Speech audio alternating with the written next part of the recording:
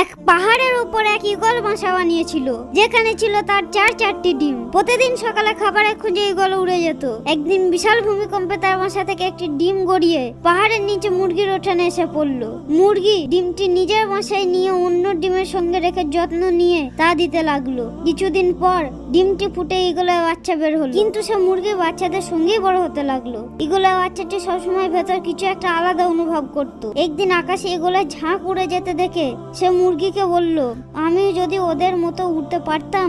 মুরগি হেসে বলল, তুমি তো মুরগি, আর মুরগি কখনো ওড়ে না। ঈগলের বাচ্চাটি আবার আকাশে ঈগলদের দেখে স্বপ্ন দেখতো, কিন্তু মুরগি প্রতিবারই তাকে বুঝিয়ে দিত যে তার স্বপ্ন অসম্ভব। ধীরে ধীরে ঈগল তার স্বপ্ন ভুলে গেল এবং মুরগিদের মতো জীবন কাটাতে লাগলো। অনেক বছর পর একদিন ঈগলটি মারা গেল। সে কখনো জানতেই পারলো না যে তার ভেতরেই ছিল আকাশ ছোঁয়ার ক্ষমতা। তাই বলে, ভাই, আমরা যা বিশ্বাস করি তাই হয়ে